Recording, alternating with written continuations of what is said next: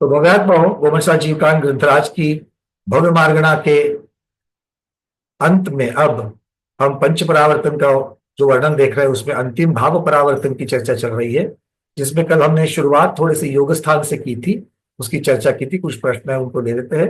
मीनाक्षी दीदी पूछिए प्रश्न आपका। वंदना भैया जी, हाँ दीदी। मुझे मुझे जो समझ में आया वो बताती हूँ कि उत्पाद योग एक समय के लिए होता है, लेकिन जन्म के पहले समय में। बिल्कुल। तो मोड़ा में अब सूक्ष्मता में जाके वर्णन करेंगे। मोड़ा हाँ, वाली बिना मोड़े वाली हो, विग्रह गति का प्रथम समय, उपपाद समय। लब्धि पर्याप्त का। लब्धि पर्याप्त तक का हो, पर्याप्त तक का हो, किसी का भी हो। विग्रह गति का जन्म का समय प्रथम समय मतलब विग्रह गति का प्रथम समय। और पर्याप्ति पूरी होने तक एकांत योग। पर्याप्तियां पूर्ण होने तक, बिल्कुल, मतलब दूसरे समय से लेकर के विग्रह गति निवृत्त पर्याप्त तक अर्थात शरीर पर्याप्ति पूर्ण होने तक कहो, या निवृत्त पर्याप्त अवस्था पूर्ण होने तक एकांतानुवृद्धि योग। बिल्कुल ठीक। और पर्याप्ति होने पूर्ण होने पर मरण तक हाँ, वो परिणाम योग। परिणाम योग, बहुत बढ़िया। अच्छा, एकांतानुवृद्धि योग का लक्षण क्या है? तो एकांतानुवृद्धि योग का लक्षण क्या है? प्रति समय योग बढ़ते बढ़ते जाएगा, परिस्पंदन बढ़ते बढ़ते जाएगा, नियम से बढ़ेगा। ये एकांतानुवृद्धि योग का लक्षण है। ठीक है। और परिणाम योग के बारे में क्या कहते हैं आचार्य भगवान? वो कहते हैं कि परिणाम योग में योग का स्थान, योग जो है वो परिस्पंदन बढ़ भी सकता है, घट भी सकता है, या उतना ही अवस्थित भी रह सकता है। तो परिणाम योग में तीनों क्रियाएं होगी, बढ़ना, घटना और अवस्थित रहना। क्या? लेकिन आत्मा का परिस्पंदन एकांत योग में बढ़ेगा ही। बढ़ेगा, एकांतानुवृत्ति योग में सिर्फ बढ़ेगा। ठीक है, ये हो गए पर्याप्त तक के लिए। अपर्याप्त तक के लिए क्या है? लब्धि अपर्याप्त तक के लिए प्रथम समय उसका भी उपपाद योग, दूसरे समय से एकांतानुवृत्ति योग शुरू हो जाएगा। वो कब तक चलेगा? तो आयु की 2/3 भाग तक चलेगा, क्योंकि लब्ध पर्याप्त तक की पर्याप्तियां कभी पूरी होने वाली ही नहीं है। तो उसके आयु के हिसाब से गणित है। तो उस आयु जब 2/3 पूर्ण होती है तब जाकर के एकांतानुवृत्ति योग खत्म होता है, और बची हुई 1/3 आयु जो उसकी है लब्ध पर्याप्त तक की, उसमें परिणाम योग चलेगा। ठीक है, बहुत बढ़िया। किंतु प्रश्न उठता है कि ये आत्मा का परिस्पंदन हो क्यों रहा है? प्रश्न उठता है, आत्मा का परिस्पंदन, बोलिए मीनाक्षी दीदी, आत्मा का परिस्पंदन क्यों होता है? प्रवृत्ति के कारण। कौन सी प्रवृत्ति? वो भाव योग। हाँ, मतलब भाव योग के कारण जो मन वचन काय, इन तीनों में से एक की, या जो जो उनके जिस जीव के पास जो जो है उसकी अपेक्षा से जो प्रवृत्तियां होती है, वो प्रवृत्तियां मुख्यतः से भाव योग कहलाती है। और भाव योग की वजह से आत्म प्रदेशों में परिस्पंदन हलचल होती है, वो कहलाता है द्रव्य योग। और द्रव्य योग की वजह से क्या होता है? द्रव्य योग का कार्य क्या है? नो कर्म और कर्म। दो कर्म, और कर्म का क्या? पूरा बोलो। उसका आना, कर्म कर्म नो कर्म का होना, आश्रय होना। आना तो मेहमान आते हैं, कर्म और नो कर्म का आश्रम होता है। आश्रय आश्रय आश्रय। हाँ। चलो, बहुत बढ़िया। बिल्कुल आपकी मतलब आपकी धारणा सही है, किंतु थोड़ा सा ट्यूनिंग करेंगे आगम के शब्दों के साथ। ठीक है, चलिए, और कोई प्रश्न है दीदी आपका? बस। चलिए, बहुत बढ़िया। सुनीता उपकर कर दीदी। ये जी, वंदना भैया जी। हाँ दीदी बोलिए। मेरा प्रश्न है कि एकांतानुवृद्धि में हम विग्रह गति में उपपाद एकांतानुवृद्धि और परिणाम योग घटित कर रहे हैं, पर यदि रुजु गति में एकांतानुवृद्धि कैसे घटित करेंगे? रुजुगति में एक समय जो है उसमें सिर्फ उपपाद योग होगा, हाँ। और उसके साथ में कंटिन्यूस सेकंड समय, दूसरे समय से जो है एकांतानुवृत्ति शुरू हो जाएगा। मोड़े वाली में और रुजुगति में फर्क क्या है कि जीव मरण स्थान से नए जन्म स्थान पर कैसे पहुंच रहा है। अगर नया जन्म लेने का स्थान जो है वो अगर सीधी रेखा में है, आकाश पंक्ति की सीधी रेखा में है, तो एक समय में पहुंचेगा। जैसे हमारा समय चिकर, अगर मान लो कि हमारा समाधि मरण समय चिकर जी में हो गया, और हम कहाँ उत्पन्न होने वाले हैं? तो सौधर्म स्वर्ग के पहले पटल के इंद्रक विमान में, ऋषि विमान। वो कितना बड़ा है? 45 लाख योजन का है। मतलब 45 लाख योजन मतलब पूरा का पूरा मनुष्य क्षेत्र आ जाता है। तो मनुष्य क्षेत्र से कहीं पर भी अगर हमारा मरण हो गया और अगर हम लोग रुजु विमान में उत्पन्न होने वाले हैं तो कैसे जाएंगे? सीधे जाएंगे, एक समय में पहुंच जाएंगे। क्लियर? तो रुजु गति में एक समय जो है वो एक समय में जीव पहुंच गया, किंतु उसी समय में उपपाद योग भी हो गया उसका। तो परिणाम योग वहीं से शुरू हो जाएगा, एक का पहले अंतानुवृद्धि होगा, क्योंकि आहारक होने के बाद हम परिणाम योग पकड़ रहे हैं इसमें विग्रह गति में, तो वैसा यहाँ नहीं लगेगा। नहीं नहीं, परिणाम योग नहीं आएगा।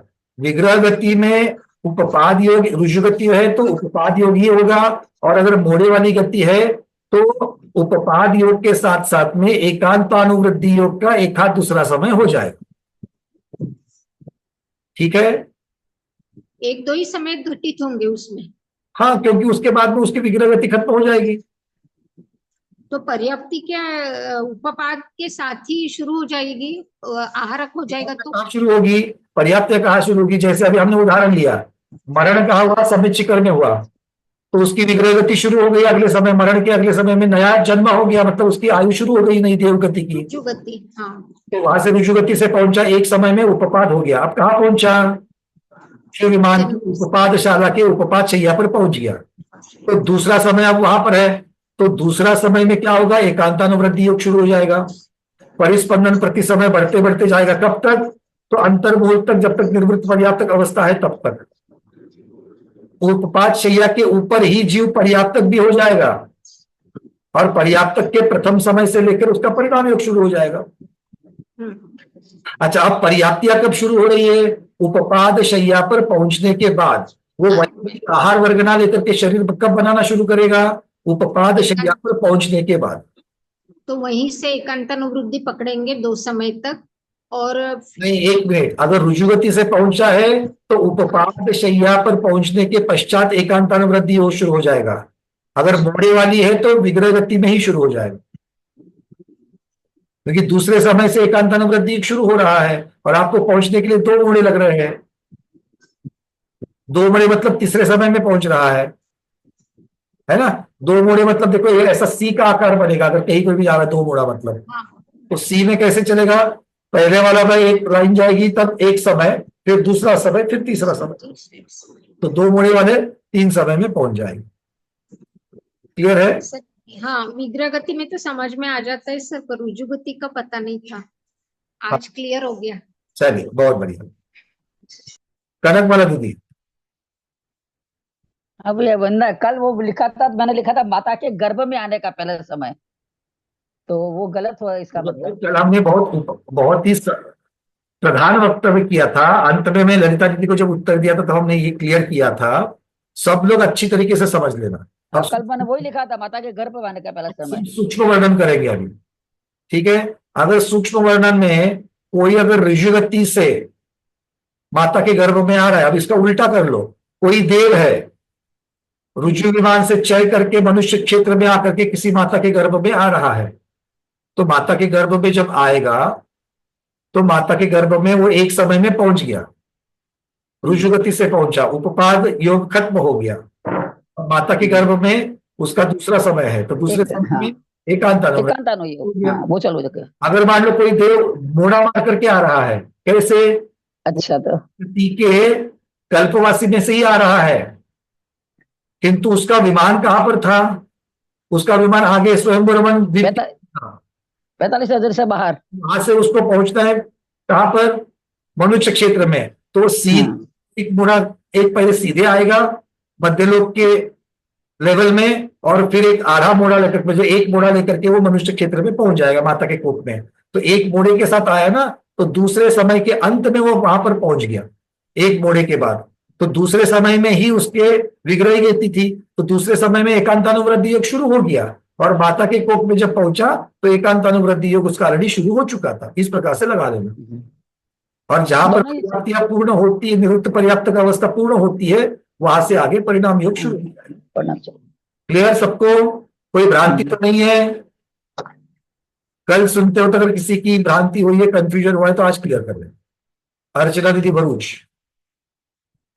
भैया जी, मुझे थोड़ा सा योग स्थान और असंख्यात जगत श्रेणी का संख्यात्मक भाग होता है, वो थोड़ा सा एक्सप्लेन। उसी वर्णन से शुरू कर रहे हैं आज। अच्छा आज पूरा योग स्थान का मर्म बताएंगे आपको, ठीक है। जी, राइट। चलिए, ठीक। और कोई? चलिए, बहुत बढ़िया। सब लोग कर्म को समझते कि नहीं समझते? कर्म कैसे होते हैं? कर्म में वर्ग होते हैं, वर्ग से वर्गणाएं बनती है, वर्गणाएं एक समय में अनंत अनंत वर्गना आ जाती है, और उसको समूह को एक समय प्रबंध कहते हैं। तो ये जिस प्रकार से कर्म के साथ में, उद्गल के साथ में जैसे ये व्यवस्था बनी हुई है, ऐसी ही व्यवस्था जीव के आत्म प्रदेश के साथ भी बनी है। पहले ठीक से समझ लेना, जीव द्रव्य के आत्म प्रदेश के साथ में भी ऐसी कुछ सिमिलर व्यवस्था बनी है। क्या है वो? तो आत्मा के अलग अलग, जीव तो अखंड द्रव्य है, किंतु उसके अलग अलग आत्म प्रदेश है कि नहीं है? है। तो वो आत्म प्रदेश कितने हैं? असंख्यात है। तो आचार्य भगवान को प्रश्न पूछा गया कि भगवान, जब परिस्पंदन होता है, क्या सभी आत्म प्रदेशों में समान परिस्पंदन होता है क्या? तब उन्होंने कह दिया कि नहीं, समान परिस्पंदन नहीं होता है। ठीक है। अच्छा, तो अगर समान परिस्पंदन नहीं होता है, तो आचार्य भगवान कह रहे हैं कि आत्म प्रदेश को वर्गत हो। क्या कहेंगे? एक आत्म प्रदेश को एक वर्ग कहेंगे। जिन जिन आत्म प्रदेशों में समान परिस्पंदन होता है, एक परिणाम है, एक प्रवृत्ति है, एक भावयोग की शक्ति है, उस एक शक्ति मतलब एक प्रकार की शक्ति, एक प्रकार की शक्ति से एक प्रकार का परिस्पंदन हुआ। ठीक है। एक प्रकार की शक्ति से एक प्रकार का परिस्पंदन हुआ, तो वो परिस्पंदन आत्म प्रदेशों में समान रूप से हुआ क्या? नहीं हुआ। तो आत्मा के प्रदेशों को हमने वर्ग कहा। तो जिन जिन आत्म प्रदेशों में समान परिस्पंदन हुआ, उनके समूह को क्या कहा? वर्गना कहा। वर्ग किसे कहा? आत्म प्रदेश को कहा। एक परिणाम से आत्म प्रदेशों में मिलकर के परिस्पंदन हुआ, उनमें से समान परिस्पंदन होने वाले जो आत्म प्रदेश है, उनको कहा वर्गना। यहां तक की बातें ठीक है? मतलब समान परिस्पंदन होने वाले आत्मा के प्रदेश समूह को वर्गना कहा। ऐसी असंख्यात वर्गना, कर्म परमाणुओं में अनंत कहा था, आत्म प्रदेशों में अनंत नहीं आएगा, क्योंकि आत्मा के प्रदेश होते ही असंख्यात है। आया ना? तो असंख्यात वर्गनाओं का एक बनेगा स्पर्धक। कौन बनेगा? स्पर्धक। तो स्पर्धक का अगर हम त्रिकोण बनाएंगे या स्पर्धक का समूह बनाएंगे, तो उसमें आपको क्या क्या दिखेगा? अलग अलग परिस्पंदन होने वाले वर्गना के समूह दिखेंगे। आ रही बात समझ में? इसे क्या कहेंगे? स्पर्धक कहेंगे। अब ऐसे असंख्यात स्पर्धक मिलकर के, ऐसे असंख्यात स्पर्धक मिलकर के एक योग स्थान होता है। क्योंकि योग स्थान किसे कहेंगे? योग स्थान किसे कहेंगे? योग के प्रकारों को, योग की प्रकार की संख्या को योग स्थान कहेंगे। आया ना? तो एक प्रकार का योग मतलब परिस्पंदन, तो एक प्रकार का परिस्पंदन, दूसरे प्रकार का परिस्पंदन, तीसरे प्रकार का परिस्पंदन, चौथे प्रकार का परिस्पंदन, पांचवें प्रकार का परिस्पंदन। तो एक एक प्रकार के परिस्पंदन को हमने स्पर्धक कहा था। ऐसी ऐसी वर्गना की समूह की जो वर्गना है, वो अलग अलग प्रकार के परिस्पंदन की अपेक्षा से जो समूह इकट्ठा हुए हैं, उनको हम क्या कहेंगे? योग स्थान कहेंगे। आ रही बात समझ में? तो जैसे कर्म पुद्गल परमाणुओं में वर्ग वर्गना स्पर्धक इनकी व्यवस्था बनती है, वैसे ही आत्म प्रदेश में भी बनती है। फिर से शुरू करता हूं। अब आपको लिख के लेना है। देखो, आत्मा के प्रदेशों को वर्ग कहते हैं।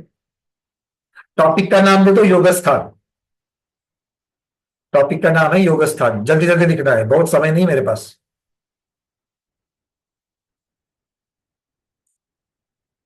आत्मा के प्रदेश को वर्ग कहते हैं।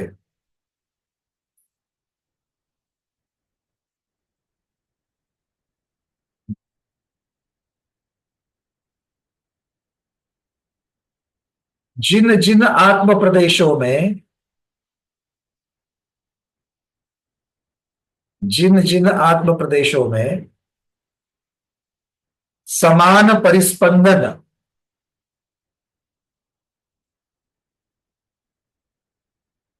ब्रैकेट में लिख लेना योग, ब्रैकेट में लिख लेना योग, समान परिस्पंदन अर्थात योग होता है,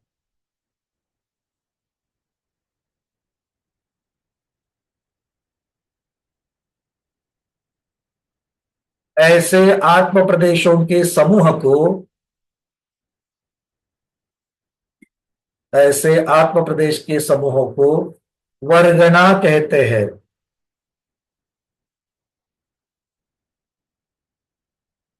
तो कल अगर कहीं स्वाध्याय में कर्म पुद्गल वर्गना के जैसा आत्म प्रदेशों की वर्गना ये शब्द आएगा तो सही से अर्थ लगाना, झगड़ा नहीं करना कि वर्गना पुद्गल की होती है, द्रव्य को जीव में कैसे, जीव की भी बताई गई है। ठीक है, चलो आगे लिखो। ऐसी असंख्यात वर्गना के समूह को, ऐसी असंख्यात वर्गना के समूह को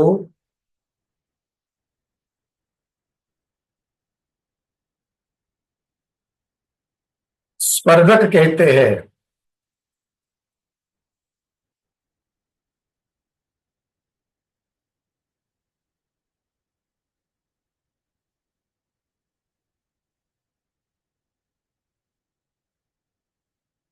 और ऐसे असंख्यात स्पर्धकों का, ऐसे असंख्यात स्पर्धकों से, ऐसे असंख्यात स्पर्धकों से योगस्थान बनते हैं।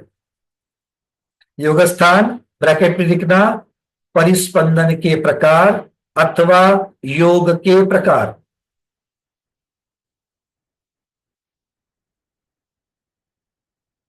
ऐसे असंख्यात स्पर्धकों से योगस्थान अर्थात परिस्पंदन के प्रकार अथवा योग के प्रकार होते हैं। क्लियर है? चलो अब फिर से चले जाते हैं वर्ग में, परिस्पंदन में चले जाते हैं। परिस्पंदन क्यों हो रहा है? भाव योग की वजह से। परिस्पंदन मतलब द्रव्य योग, वो किसकी वजह से हो रहा है? भाव योग की वजह से हो रहा है। भाव योग क्यों हो रहा है?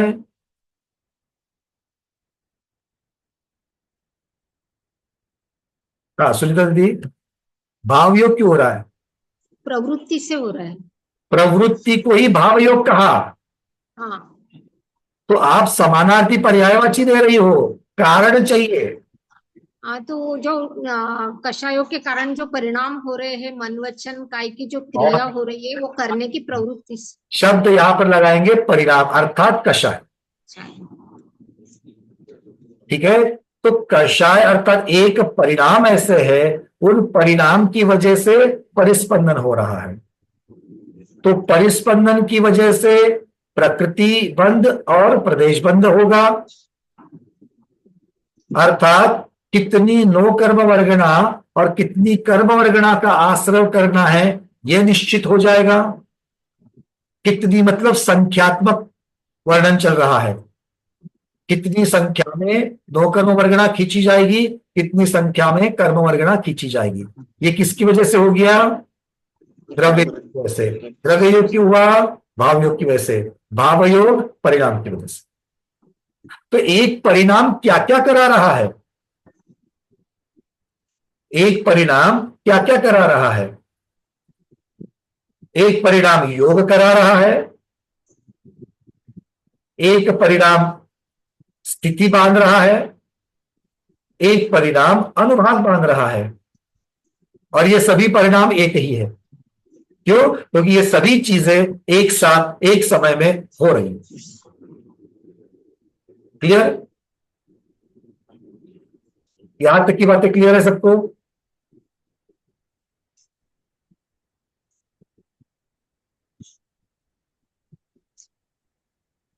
क्लियर है या नहीं है?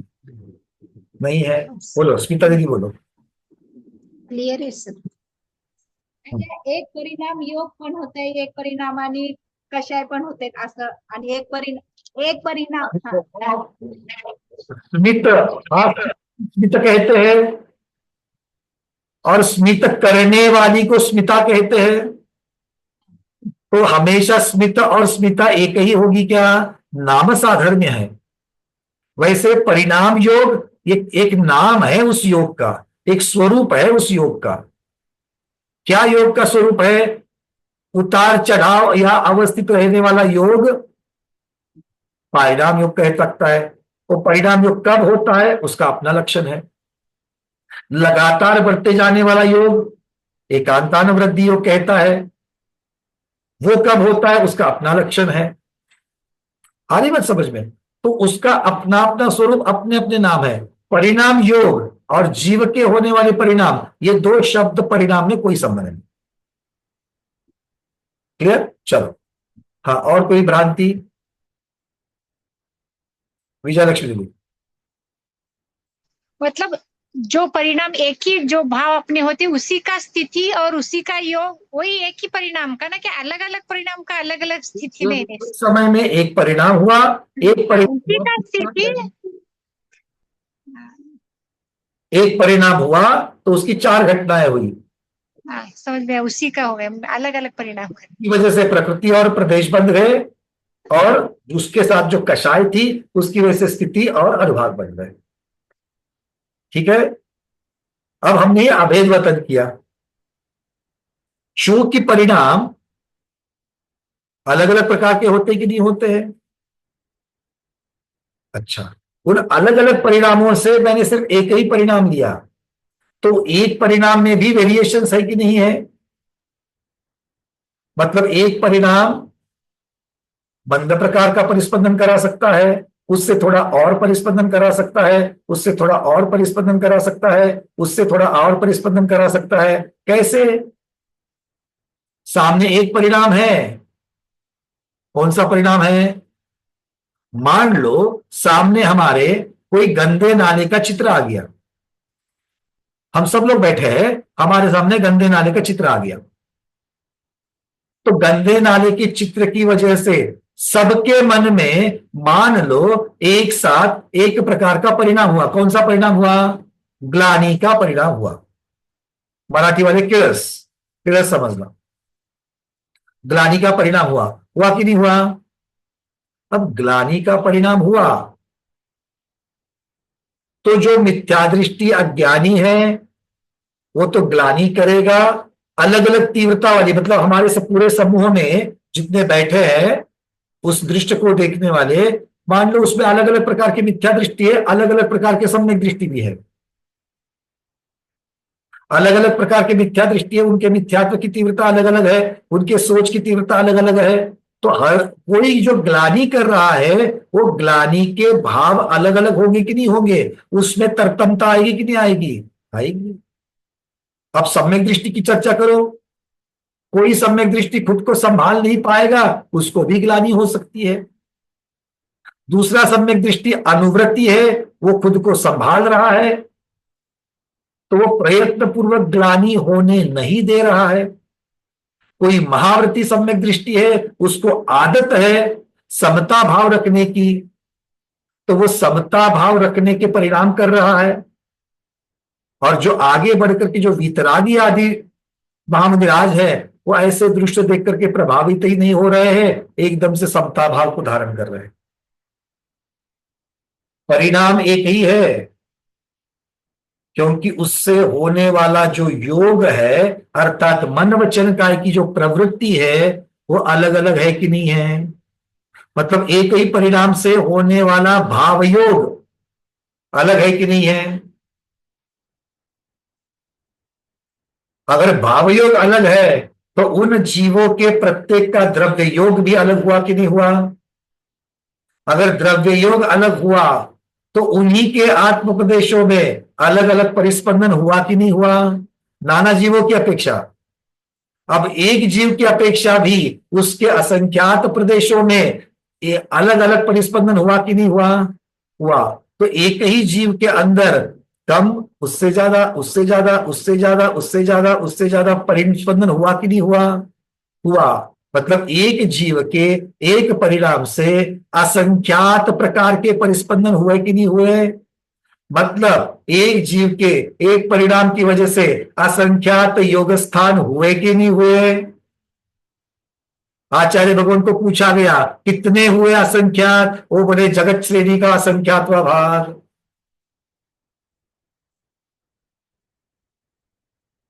क्लियर?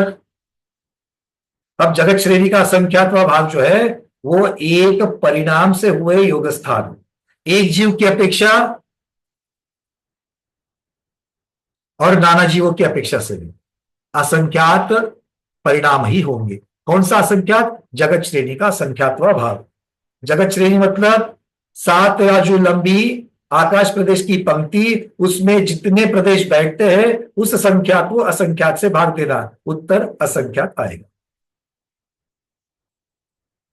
तो योग स्थान एक परिणाम से कैसे असंख्यात होते हैं, सबको समझ में आ गया?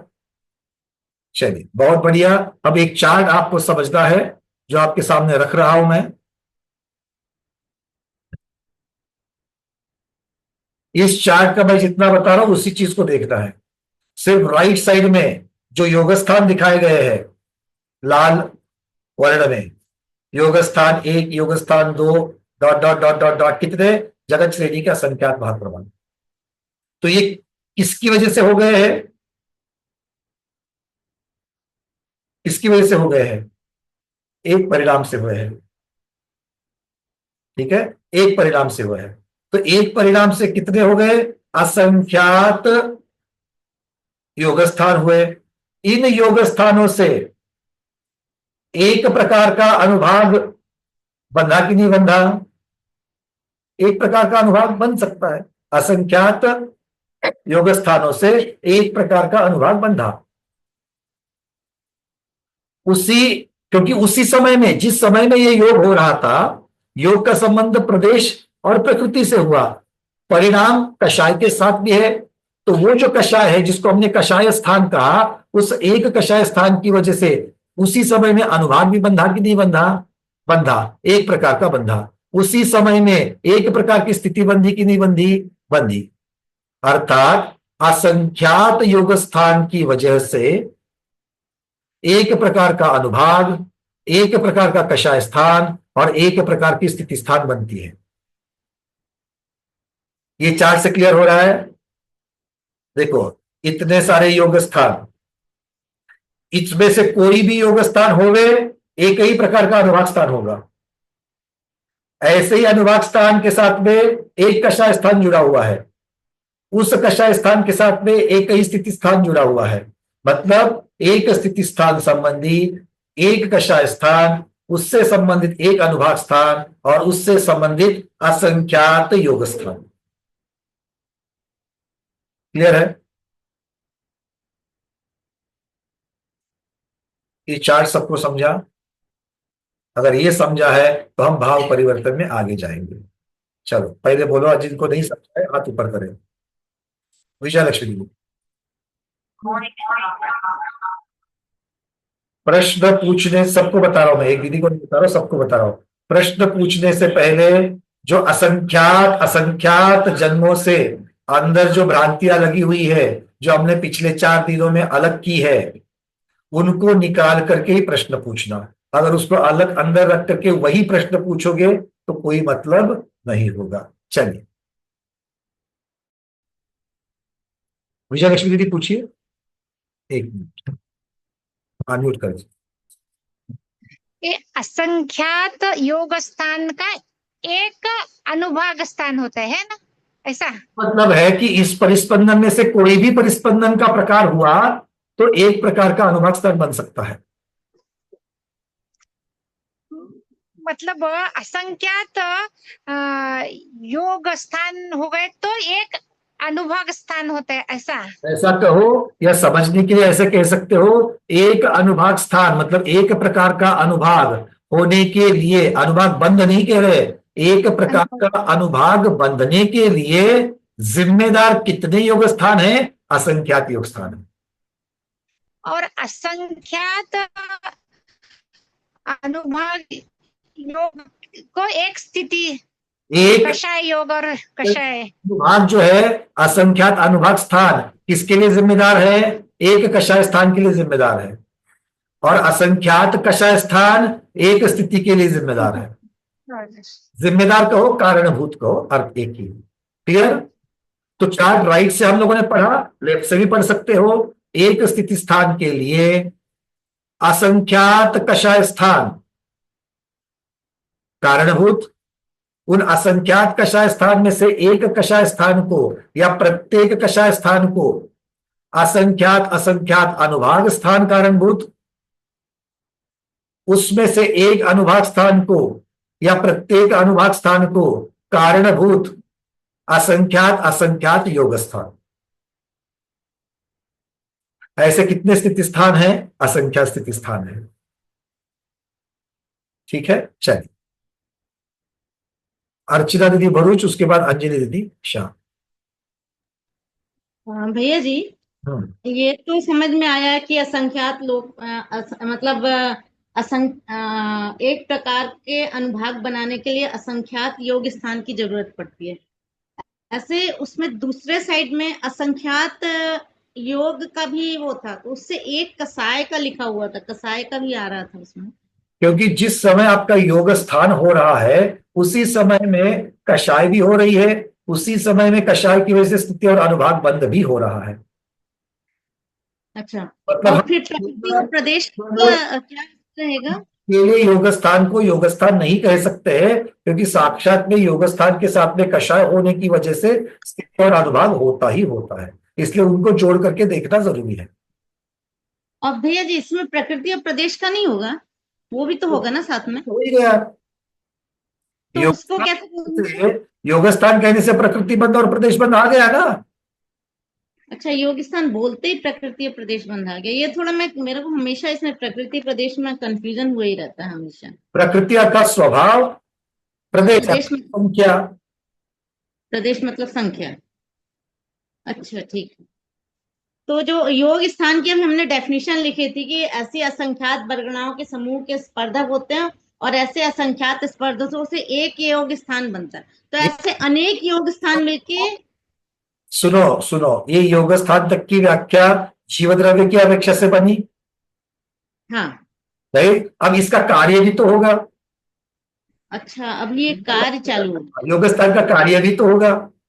योग स्थान का कार्य किसके साथ होगा? पुद्गल के साथ होगा। जी जी जी। और वो पुद्गल के साथ कार्य क्या होगा? प्रदेश बंध, प्रकृति बंध। प्रकृति बंध, ये कार्य हो गया। ओके भैया जी, ठीक, समझे। और उसी परिणाम, क्योंकि परिणाम किसने किए? जीव ने। तो कषाय स्थान किसके अपेक्षा से बना? जीव द्रव्य की अपेक्षा से। उसका कार्य क्या? पुद्गल की स्थिति बांधना और पुद्गल की अनुभाग बांधना। उस तो स्थिति स्थान और अनुभाग स्थान ये पुद्गल की अपेक्षा से हो जाएगा। चलिए अंजलि दीदी। वंदना भैया, थोड़ा कंफ्यूजन है कि एक ही परिणाम से होने वाला भावयोग तो अलग अलग होंगे, राइट? एक ही परिणाम से होने वाले भाव योग अलग अलग होंगे। अभी हमने उदाहरण अलग अलग होंगे, तो द्रव्य योग भी अलग अलग होंगे। बिल्कुल होंगे, क्योंकि द्रव्य योग भाव योग की वजह से होता है। हाँ, तो परिस्पंदन भी अलग अलग टाइप के होंगे। बिल्कुल तो होंगे। योग स्थान हम एक आचार्य पकड़ भगवान के, कहते हैं कि प्रदेश, सभी प्रदेशों में समान परिस्पंदन नहीं होता है, अलग अलग होता है। तो वैसे हमने एक ही परिस्पंदन पकड़ के, मतलब एक ही योग पकड़ के अनेक अनुभाग पकड़े हैं क्या? ये कुछ समझ में नहीं आया। नहीं, आप या तो योग की अपेक्षा से वर्णन करो या तो अनुभाग की अपेक्षा से, दोनों चीजें एक साथ में हो रही है। तो आप कंफ्यूजन हो रहा है। असंख्यात योग स्थान होंगे, ये बात समझ में आ गई? हाँ हाँ। चलो, अब जब असंख्यात योग स्थान हो रहे हैं, हम्म। एक समय में एक ही योग होगा, यस, एक समय में एक ही योग होगा। एक योग, हाँ हाँ, चलो, तो एक समय में जब एक योग हो रहा है, उसी समय में एक अनुभाग भी हो रहा है, उसी समय में एक प्रदेश भी हो रहा है, उसी समय में एक स्थिति भी हो रही है। मतलब 4 घटनाएं एक ही साथ हो रही है, 4 घटनाएं पुद्गल के साथ हो रही है, हाँ। और कारणभूत जीव के परिणाम और योग। वहां परिस्पंदन नहीं पकड़ेंगे, परिस्पंदन योग में आ गया ना। योग में, अच्छा, ओके, थोड़ा सा कंफ्यूजन होने लगे।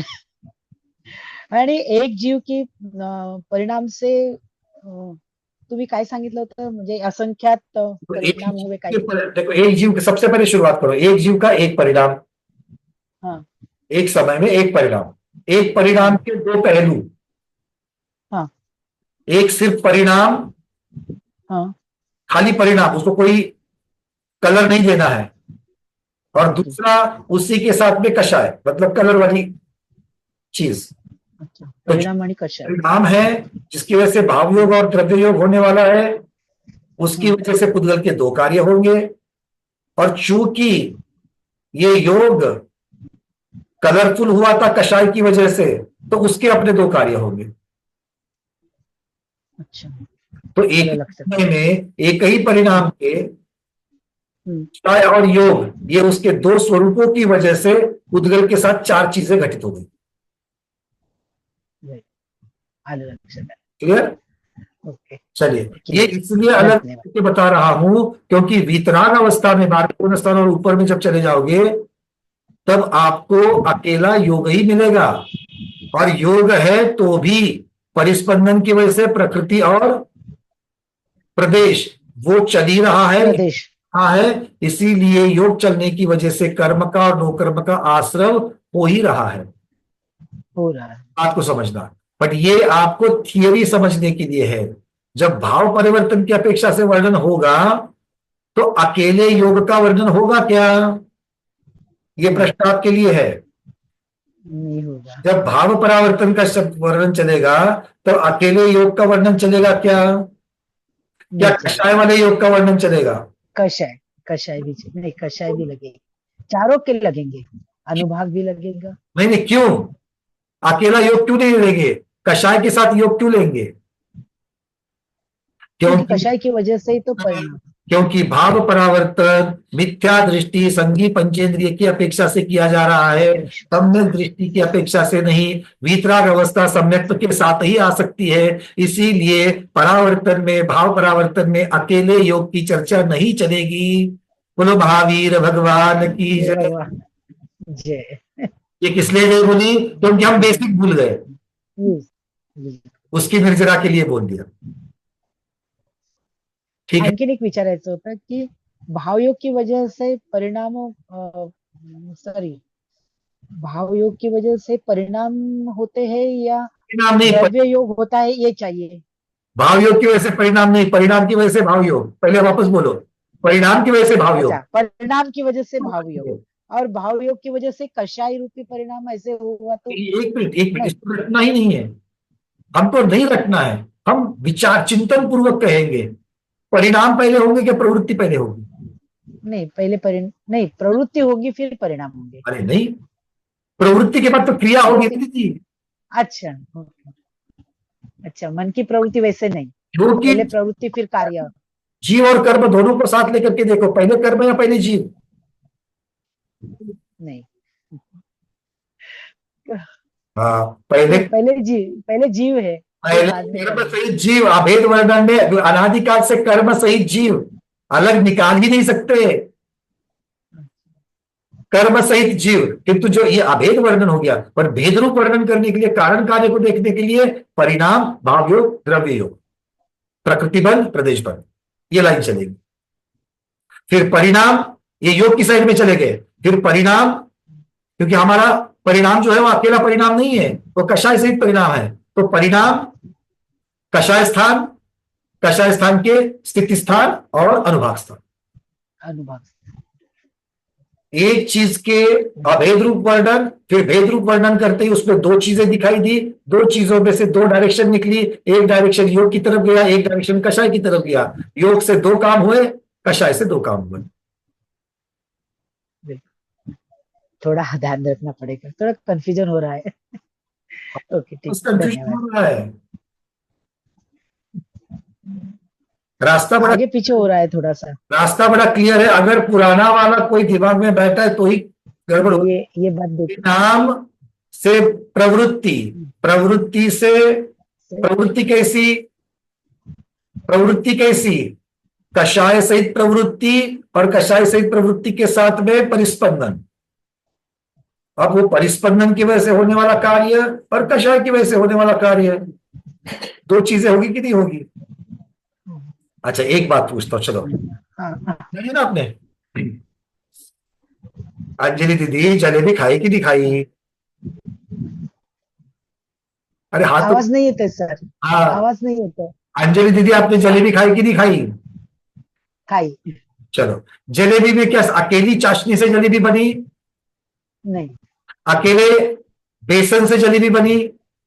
नहीं, बेसन की हो, मैदे की हो, जो भी आप डालते हैं मेरे को नहीं मालूम, आटा जो भी, हाँ, अकेले उससे बनी? नहीं।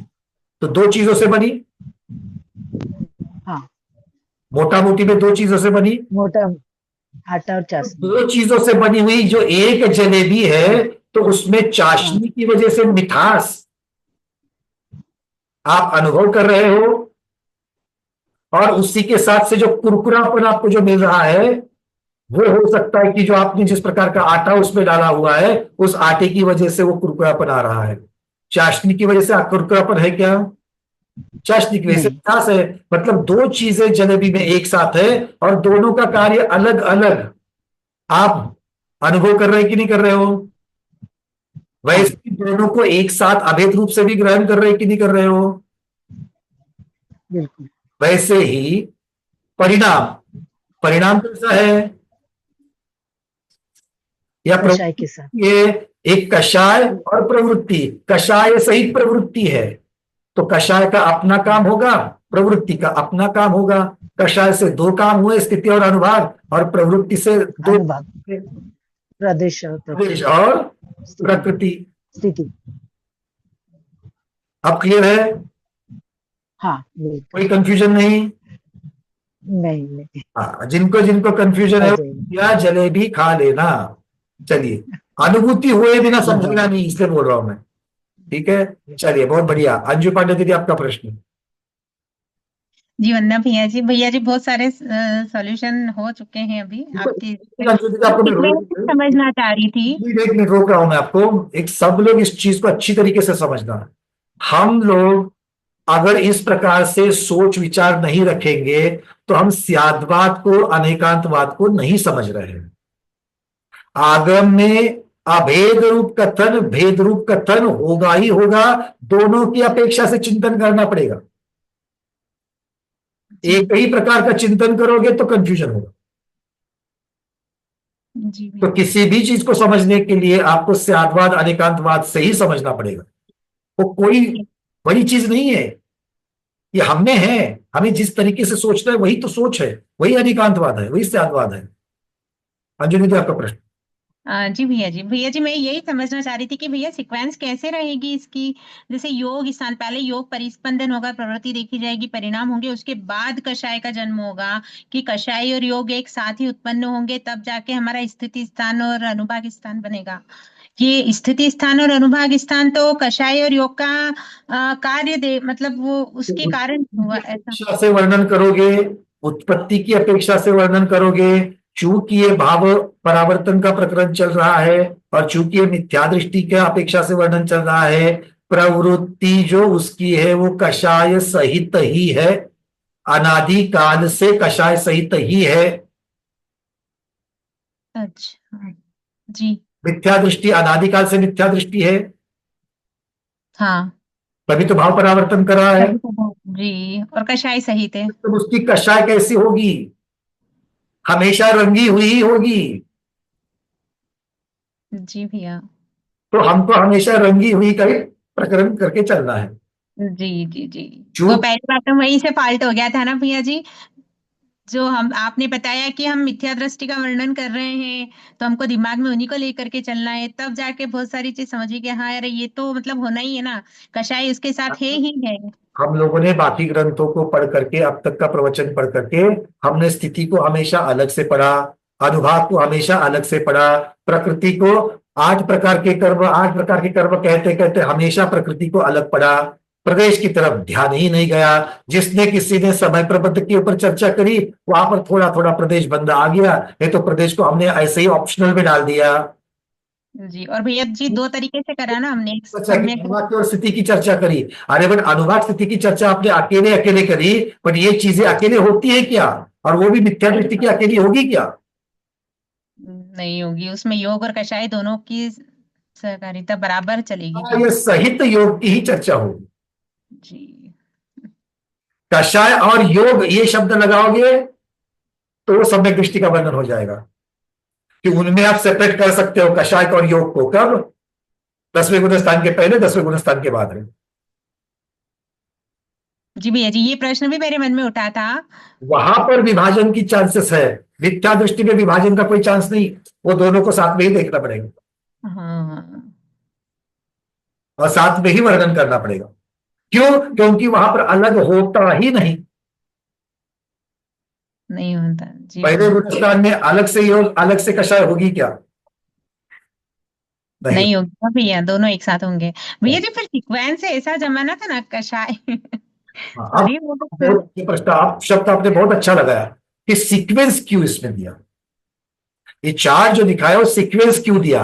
वो सीक्वेंस इसीलिए दिया है क्योंकि हर एक परावर्तन, सीक्वेंस मतलब क्रम, हर एक परावर्तन में एक क्रम है, उसके स्वरूप में हमेशा क्रम है, और उस क्रम से वो जब पूर्ण करता है तब कितना काल लगता है, उस काल को भाव परावर्तन का काल कहा गया। इसीलिए प्रत्येक परावर्तन में क्रम है ही है। देखो, पुद्गल परावर्तन की चर्चा करो, नो कर्म की हो या कर्म परावर्तन की, उसमें भी जो क्रम दिया है, क्या जीव क्रम से ही उस प्रकार से ग्रहण करता है? अग्रहित अग्रहित अग्रहित असंख्यात बार, नहीं, फिर अग्रहित अग्रहित अग्रहित असंख्यात आनंद, क्या जितनी बार आपने लगाया, अनंत बार लगाया।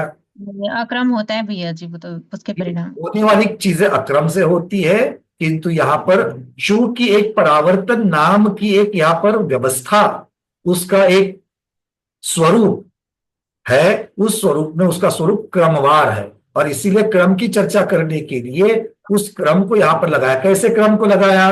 भाई, एक स्थिति को बांधने वाले असंख्यात कषाय परिणाम, उनमें से एक कषाय परिणाम को होने वाला असंख्यात अनुभाग स्थान, उस एक अनुभाग स्थान के लिए जिम्मेदार असंख्यात, योग स्थान।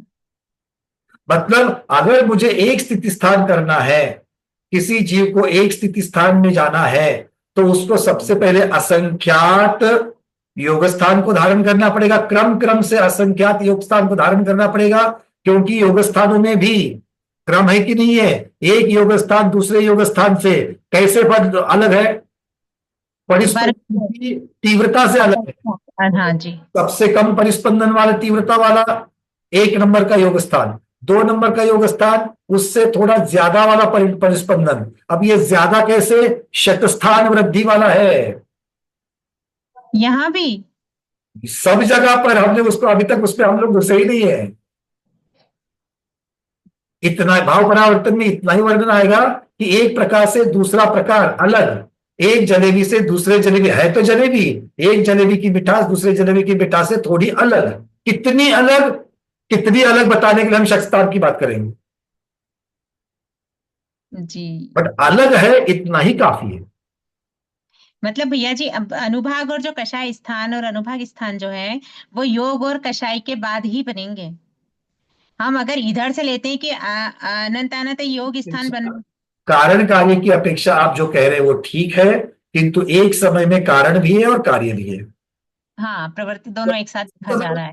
हो रहा है उसी समय में परिस्पंदन हो रहा है, उसी समय में आपका स्थिति बन रही है, उसी समय में प्रदेश बन रहा है, उसी समय में अनुभाग भी पड़ रहा है, तो सारी चीजें एक समय में हो रही है। जी। पर कारण कारण देखा जाए भैया जी तो योग ही मानेंगे ना, पहले में योग। एग्जैक्टली। तो एक समय की वजह से सारी चीजें अभेद भी बनेगी और कारण कार्य की व्यवस्था से अलग अलग भी बनेगी, और कारण कार्य में कारण पहले कार्य बाद में, ये एक प्रधान कथन। नहीं तो कारण और कार्य साथ में भी उत्पन्न हो सकते हैं, जैसे पहले सूर्य आएगा प्रकाश बाद में आएगा, ऐसा होता है क्या? नहीं, दोनों का एक साथ ही। एक सूर्य की वजह से प्रकाश है, ये कारण कार्य हो गया, किंतु उत्पत्ति की अपेक्षा दोनों एक साथ भी उत्पन्न हो सकते हैं। जी क्लियर? जी बराबर। जी भैया जी बहुत अच्छे से, बहुत डिटेल। अगर हम भाव परावर्तन को देखेंगे, अब फिर से थोड़ा सा चार्ट की तरफ चलते, फिर मैं कुसुम दीदी आपका प्रश्न लूंगा, फिर से चार्ट को जरा देख लेना।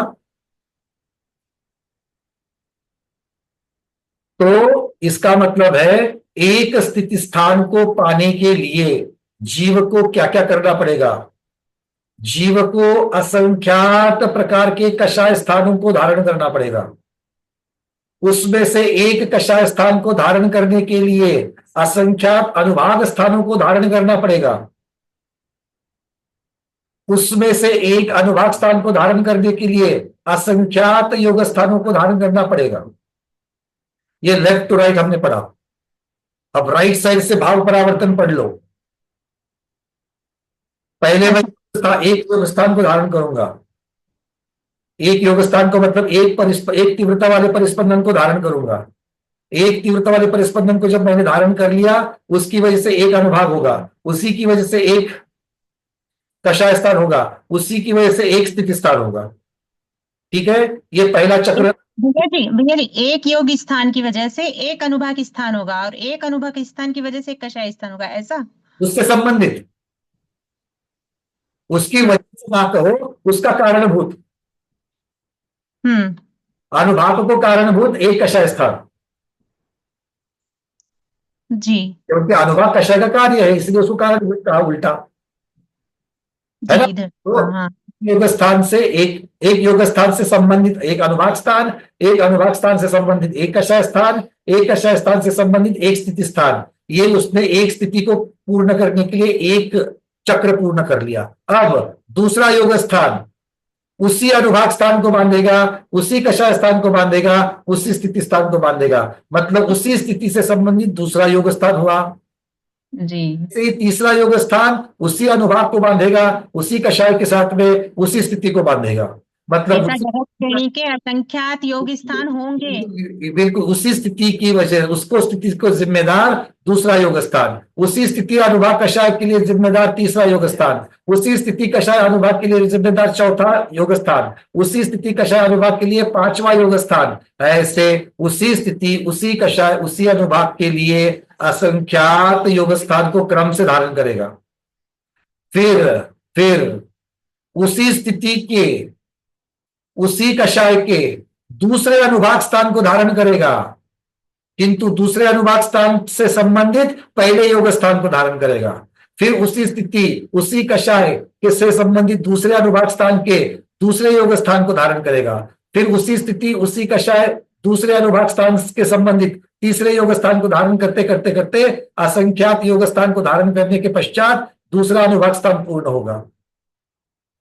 अब उसी स्थिति से संबंधित, उसी कषाय स्थान से संबंधित तीसरे अनुभाग स्थान और तीसरे अनुभाग स्थान से संबंधित क्रम से असंख्यात योग स्थान को धारण करेगा। फिर उसी स्थिति, उसी कषाय के संबंधित चौथा अनुभाग स्थान, उस चौथे अनुभाग स्थान से संबंधित असंख्यात योग स्थानों को धारण करेगा। ऐसा करते करते करते करते हर अनुभाग स्थान के साथ हर असंख्यात योग स्थान को करते करते असंख्यात लोक प्रमाण अनुभाग स्थान को पूर्ण करेगा, किंतु ये सारे के सारे एक ही कषाय स्थान से संबंधित है।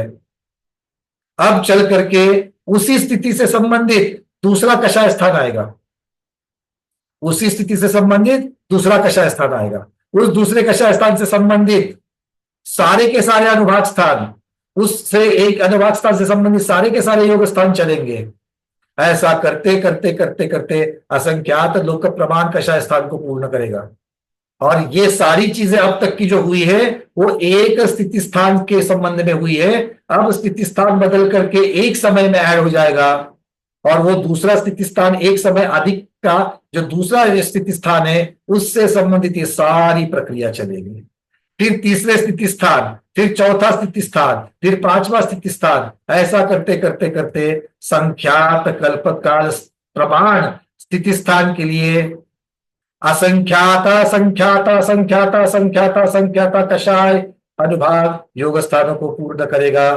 खुश, तब जाकर के एक भाव परावर्तन पूर्ण होगा। ये कितना काल है? ये उतना काल है जिसमें अनंत भव परावर्तन पूर्ण हो जाएंगे।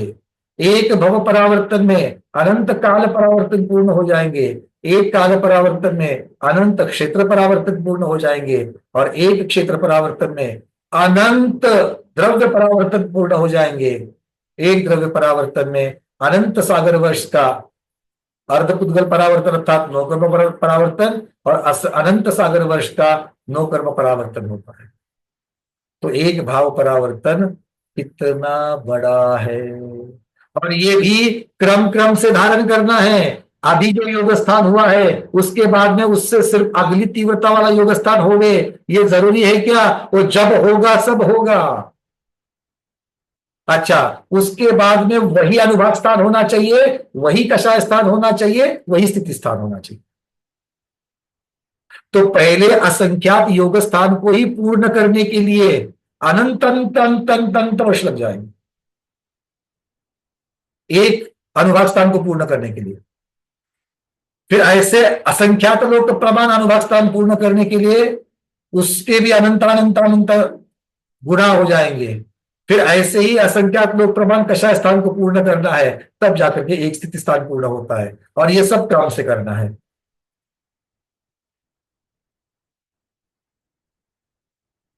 जो लोग चेयर से नहीं गिर गए हैं पकड़ करके रखना। एक प्रश्न आ रहा है, कुछ प्रश्नों को ले लेते हैं अभी, ठीक है? इतनी बड़ी चीज है। हाँ चलिए दीपा दीदी प्रश्न पूछिए, आप यही से पूछ सकते हैं। तो थोड़ा थोड़ा द्वैताद्वैत कैसा लग रहा है? एक बार ये लेने के बाद वो अनंत बार आएगी, फिर 2 कोठे पूर्ण करने के बाद 2 कोठों का अनंत है, बल्कि तीसरे कोठे में अनंत अनंत ऐसा आएगा। यहाँ पर नहीं, उस तरीके से अनंत एक ही चीज को रिपीट करने की अनंत वाली बात नहीं है, किंतु उससे संबंधित चीज को पूरे करने के लिए अनंत। ये पहिया है, मतलब ये जब एक बड़ा पहिया घूमेगा उसके लिए छोटे पहिए बहुत बार घूमेंगे, इस प्रकार से चक्र चलेंगे। प्रश्न इतना ही है कि सबसे पहले आपको एक तीव्रता वाला जो परिस्पंदन होता है उससे अगली तीव्रता वाला ही परिस्पंदन करना है। ये बहुत मुश्किल है। ये बात समझ में आ रही है कि आपको सबसे बेसिक एक प्रकार का परिस्पंदन जो एक योग स्थान है उससे अगली तीव्रता वाला परिस्पंदन होने तक बीच में कितने भी परिस्पंदन तो प्रति समय हो रहा है, किंतु एक तीव्रता, अच्छा सिर्फ अगली तीव्रता वाला परिस्पंदन करके नहीं चलेगा, तो ऐसा परिस्पंदन होना चाहिए जिसकी वजह से उतना ही अनुभाग पड़े, उतनी ही स्थिति पड़े।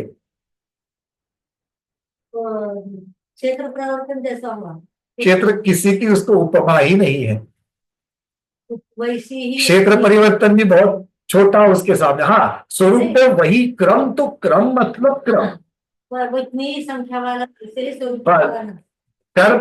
क्रम मतलब उसी क्रम में आना चाहिए। और हर क्रम जो है, योग परावर्तन का क्रम अनुभाग से जुड़ा है, योग परावर्तन का या योग स्थान का क्रम कषाय स्थान अनुभाग के साथ, सबसे पहले योग स्थान का क्रम अनुभाग स्थान के साथ, अनुभाग का कषाय स्थान के साथ, कषाय स्थान का स्थिति स्थान के साथ। ये मतलब जब हम एक योग स्थान से दूसरे योग स्थान में जब जाते हैं तो बाकी में बदलाव नहीं हो सकता। वही भाग आता है। ये कितना कठिन है मालूम है क्या? आज आपने एक तड़के वाली दाल बनाई, आज आपने एक तड़के वाली दाल बनाई, उस तड़का जो दिया ना आपने दाल में, तो दाल के कितने दाने लिए? दाल के 1000 दाने लिए थे, ठीक है? अब 1000 दानों की जो दाल बनाई है, उस दाल के दानों के साथ में पानी कितना है? ये एक चीज हो गई। अब इसको जो आपने छौंक लगाया उसमें, अब छौंक तो प्रत्येक दाल के साथ लगेगा, छोक तो प्रत्येक दाल के साथ में लगेगा, किंतु छोक का प्रमाण समान होना चाहिए। उतना ही हींग, उतनी ही राई। कर पाओगे? आज जो दाल बनी है कल वही दाल बना पाओगे क्या? और हम आपको बताएंगे कि हर रोज एक एक दाना तो लेके जाओगे। हाँ, आज गिन करके लिए थे, कल भी गिन करके, परसों भी गिन करके एक दाना ऐड करते जाएंगे, किंतु छोक का क्या करोगे? और यहाँ तो हींग के कितने पाउडर भी बने, तो पाउडर में कितने कण थे हींग के, और उतना ही नहीं, वो हींग की तीव्रता भी उतनी ही होनी चाहिए। नहीं, वही हम व्यवहार में भी बोलते हैं कि आज करे ना बहुत अच्छा लगा, कल जैसा बना, मगर आज का चीज फिर ऐसी नहीं बनती। तो यही चीज है, और इसको क्रम से बनाना है। दाल ही बनानी है और कुछ नहीं बनानी है। और देखने को दाल दिखती है। और आप और हम ये दाल अनंत काल से बनाते आए हैं, और बहुत बार बनाई भी है। आप थोड़ा ऊब गए करके आप बोल गए भाई चलो सब नेट तो हो गया, अब इसमें से कुछ नहीं करना है। आ रही है बात समझ में? आपको सुन दी। सर को अभी हाथ मत लगाओ, अभी हम इस पे से छूट गए। चलो आगे बोलो, हाथ लगाने का समय चला गया है। पूछो प्रश्न अपना, तो सुन भाई। वंदना भैया जी, सुन से हो रहे हैं। बस ये सुन्न होने का ही प्रकरण है, उसकी अनुभूति करो और आगे देखो कि हम करते करते बेचारे वो जो अभव्य जीव है कितनी बार करते रहेंगे, कब उसमें से बाहर निकलेंगे, कब वो बाहर निकलेंगे। भैया ये सारा एक ही परिणाम की वजह से है। अगर परिणाम की तरफ से देखो तो एक परिणाम को मूल में रख करके ये सारी चीजें वेरिएशंस कर सकते हो। वेरिएशंस की तरफ देखो तो वेरिएशन से जिम्मेदार एक ही कषाय स्थान, ये भी देख सकते हो। दोनों तरफ से ना, अभी मैं आपको वीडियो में देख रहा तो आप भी मुझे वीडियो में देख रही हो। जैसे मैं एक साथ बहुत सारे लोगों को देख रहा हूं, वैसे बहुत सारे लोग मुझे एक साथ देख रहे हैं। तो भाग जो है दोनों साइड से दिख रहा है। ठीक है, चलिए सुनीता बज दीजिए। भैया ये जो नौकर्म, द्रव कर्म, भाव, क्षेत्र, काल, ये सब एक साथ घूमेंगे या सबका अलग अलग अलग अलग अलग अलग?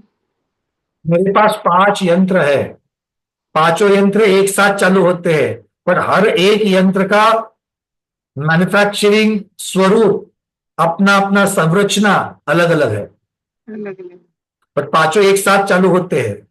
पहले वाला जल्दी अपना एक आवर्तन पूर्ण करता है, दूसरे वाले को ज्यादा समय लगता है, तीसरे वाले को ज्यादा, चौथे वाले को ज्यादा, पांचवें वाले को सबसे ज्यादा लगता है। अब पांचवें वाले की संरचना कैसी है? स्थिति स्थान, कषाय स्थान, अनुभाग स्थान और उसका योग स्थान। तो ये उसकी संरचना, उसमें 4 पहिए लगे हुए पांचवें यंत्र में। चौथे यंत्र में क्या लगा था? चौथे यंत्र में क्या लगा था, याद है? चौथे यंत्र में भी 4 पहिए थे, किंतु वहां पर एक पहिया पूरा होने के बाद ही दूसरा पहिया है, और जब दूसरा पहिया चलता है तब पहला नहीं चलता है। पहला था नरक भव का, दूसरा था त्रियंश भव का, फिर था मनुष्य भव का, और चौथा देव भव का। उसमें से हर एक भव की आयु जो है जघन्य से लेकर उत्कृष्ट तक उस प्रकार से एक एक समय के द्वारा बढ़ती जानी थी। 3 नंबर का जो यंत्र था, ये पांचवा और चौथा यंत्र देखा। तीसरा यंत्र कौन सा था? काल परावर्तन नाम का। उसमें भी क्या थे? उसमें 2 पहिए थे, 2 उसमें जब पहला व्हील खत्म होता है फिर दूसरा व्हील चलता है, किंतु उसके बाद फिर से पहला चलता है, फिर से दूसरा चलता है, फिर पहला चलता है, फिर दूसरा चलता है। इस प्रकार से ये परावर्तन उत्सर्पिणी अवसर्पिणी के प्रत्येक समय का चलेगा। अब दूसरा यंत्र कौन सा था? क्षेत्र परावर्तन। ये है, दोनों साथ में चलते हैं, एक के बाद एक नहीं, दोनों साथ चलते हैं। एक का नाम है स्वक्षेत्र परावर्तन, एक का नाम है परक्षेत्र परावर्तन। एक चलता है शरीर अवधारणा की अपेक्षा से, दूसरा चलता है आकाश द्रव्य में कहाँ जन्म लेना है उसकी अपेक्षा से। पहले यंत्र में भी 2 पहिए हैं, दोनों एक साथ चलते हैं। एक 2 कर्म वर्गणा से चलता है, एक कर्म वर्गणा से चलता है। दोनों के आरे जो है वो आरे समान है, 24 कोटों के आरे है। ग्रहित, अग्रहित और मिश्र रहित की अपेक्षा से वो चलता है। तो इस प्रकार से ये पांचों यंत्र संरचनाएं अलग अलग है, किंतु शुरुआत एक साथ चलते हैं।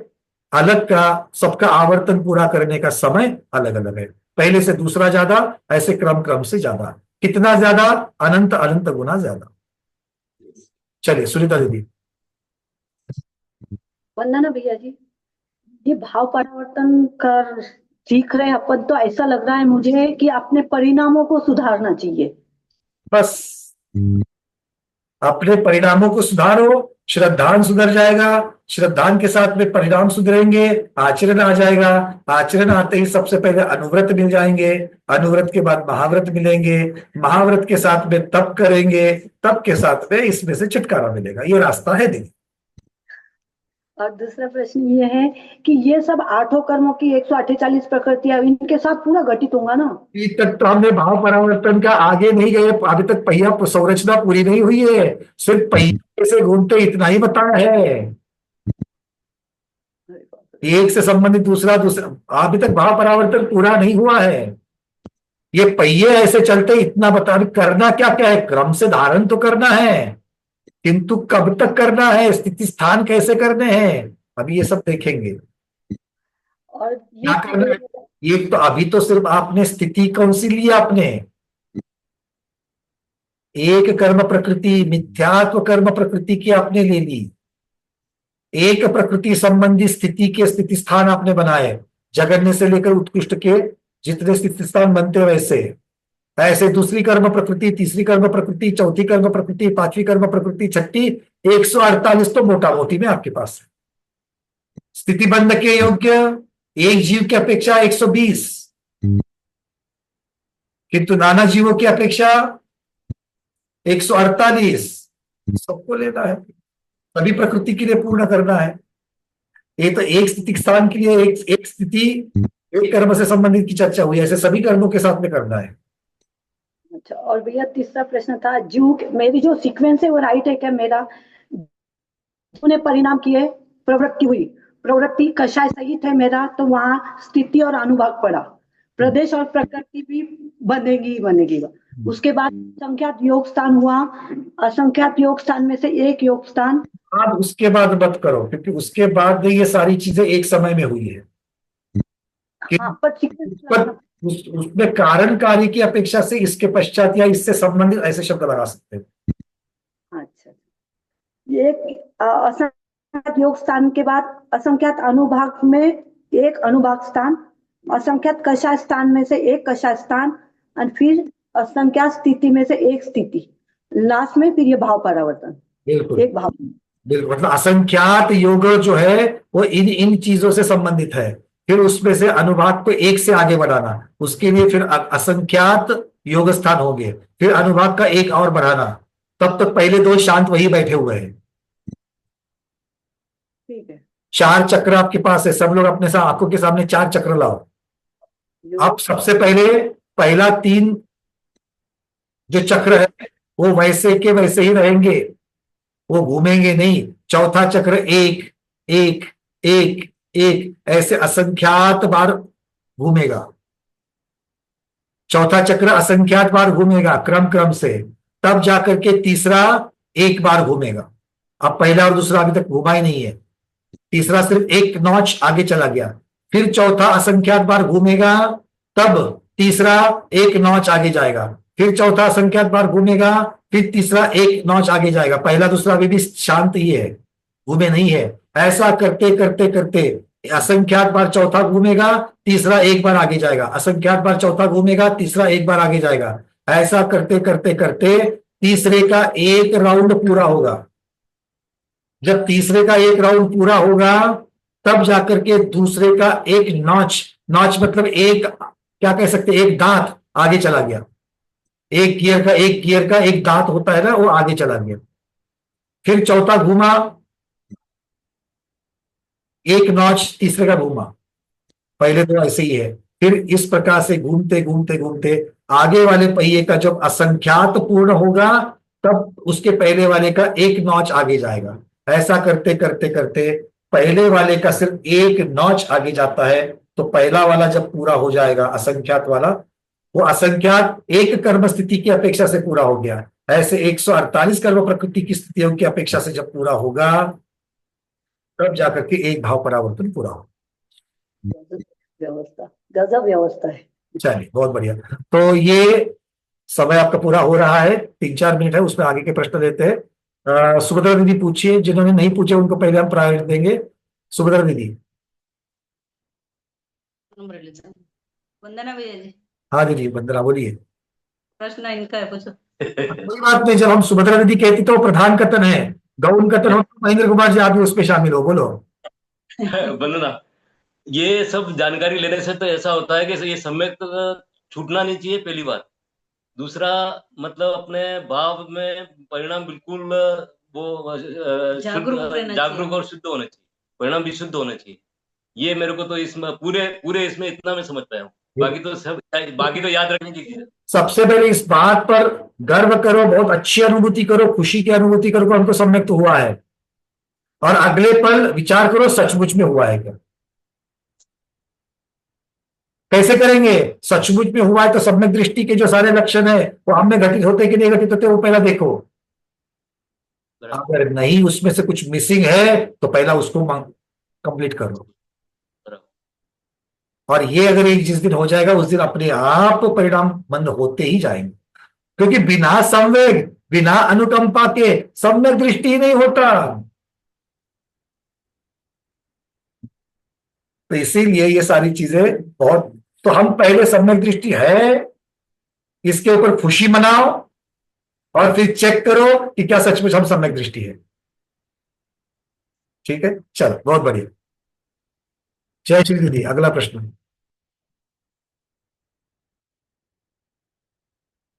मेरा प्रश्न ये था, आपने जो स्थिति स्थान के बाद एक कषाय स्थान, एक अनुभव स्थान और योग स्थान असंख्यात बोला, योग स्थान में असंख्यात बार, तो असंख्यात बार वो घूमेगा तो फिर परिणाम चेंज होएगा, तो फिर वो कैसे होएगा अनुभव? और सुनो, असंख्यात योग स्थान बाकी सबके एक एक से जोड़ा है, किंतु वो भी तो असंख्यात बार घूमना है ना। हर एक पहिया असंख्यात आरों का है,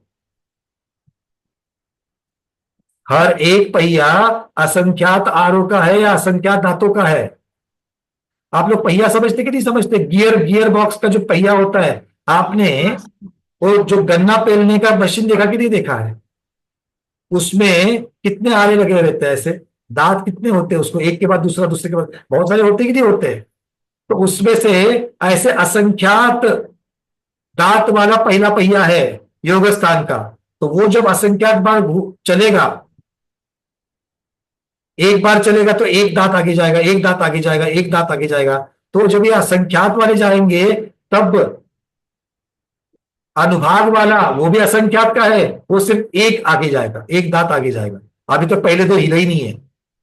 ऐसे चौथा असंख्यात बार चलेगा तब तीसरा एक दांत आगे जाएगा, एक दांत करते करते जब तीसरे के असंख्यात पूर्ण मतलब एक आवर्तन पूर्ण होगा तब दूसरे का एक दांत आगे जाएगा, जब दूसरे का आवर्तन पूरा होगा तब पहले का एक दांत आगे जाएगा। किंतु ये एक एक दांत आगे जाने के लिए पहले के असंख्यात आवर्त होने जरूरी है। तो सबसे ज्यादा भाव परिवर्तन में ही टाइम लगेगा। बिल्कुल ठीक है। सुजाता शायद। वंदना।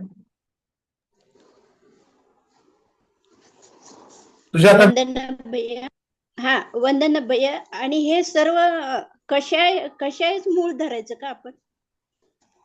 किसकी वजह से हो रहा है सारा ये? कशाय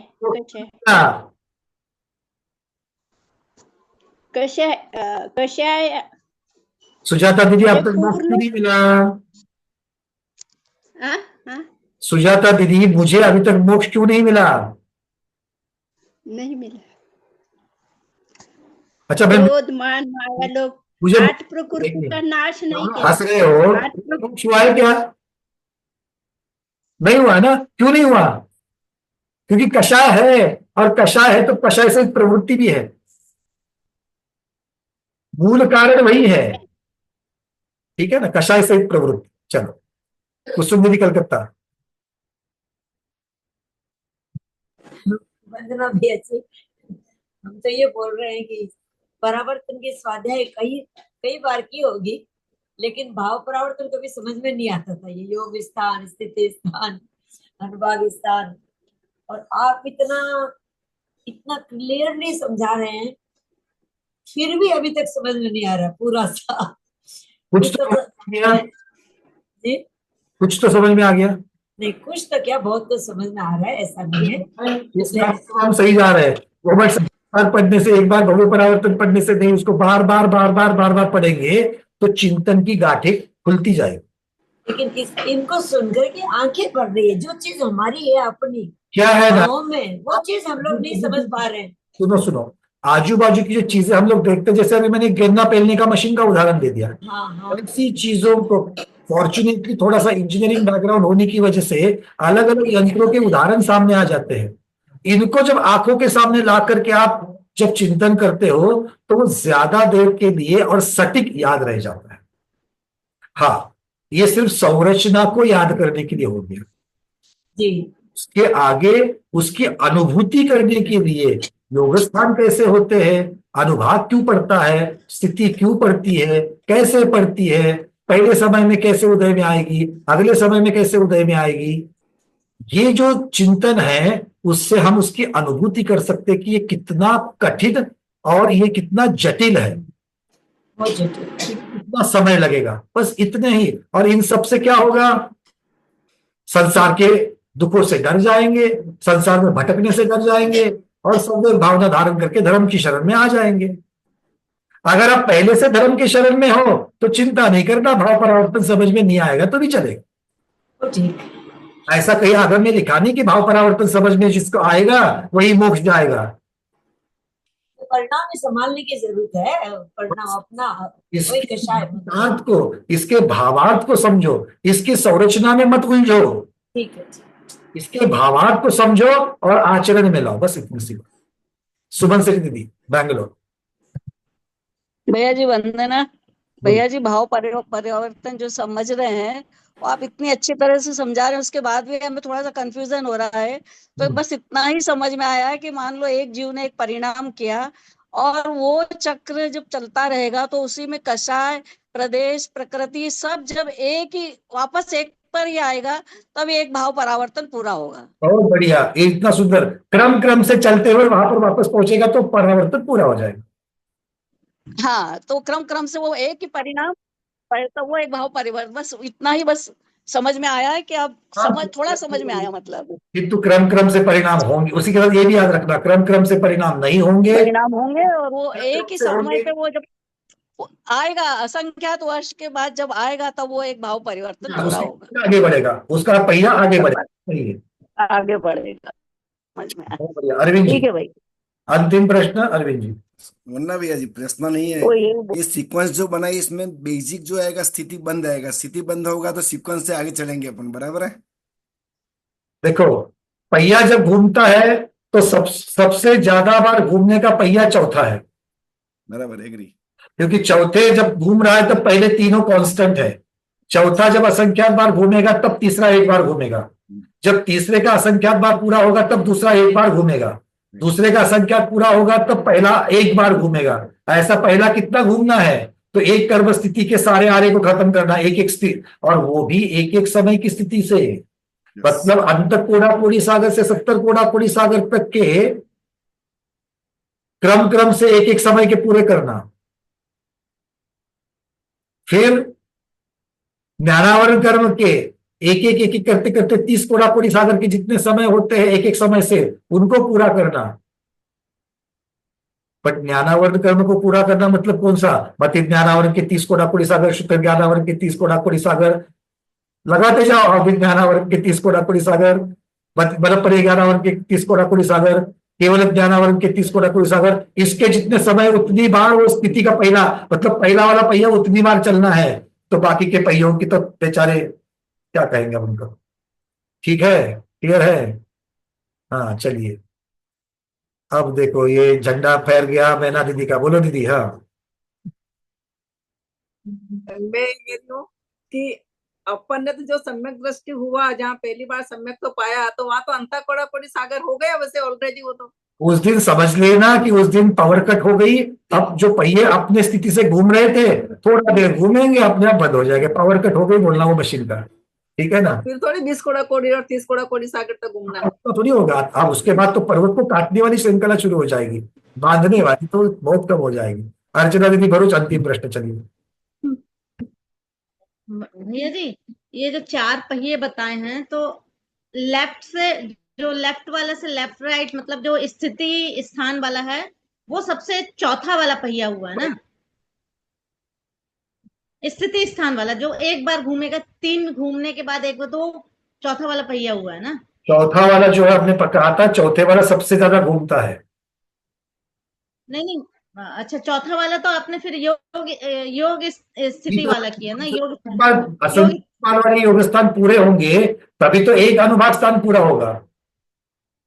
अच्छा, मतलब इधर राइट से लेफ्ट पढ़ना है हमको ना, ऐसे पढ़ना, ठीक है भैया। जब एक स्थिति स्थान कंप्लीट हुआ, इतने मतलब असंख्यात इंटू असंख्यात इंटू असंख्यात, 3 बार असंख्यात होगा, तो एक स्थिति स्थान पूरा होगा, ऐसा। ठीक है, क्रम से करेंगे तो। अच्छा, और फिर दूसरी बार ऐसी स्थितियां कितनी है? एक कर्म के असंख्यात, फिर 148 के असंख्यात इंटू 148। एक कर्म की असंख्यात इंटू 148, 148 करते हैं। ठीक है, चल। तो आज के स्वाध्याय में इतना ही। आज के स्वाध्याय को इस भावना के साथ संपन्न करते कि हे प्रभु, हमारा सम्यक्त्व बरकरार रहे, कब तक? मोक्ष जाने तक बरकरार रहे।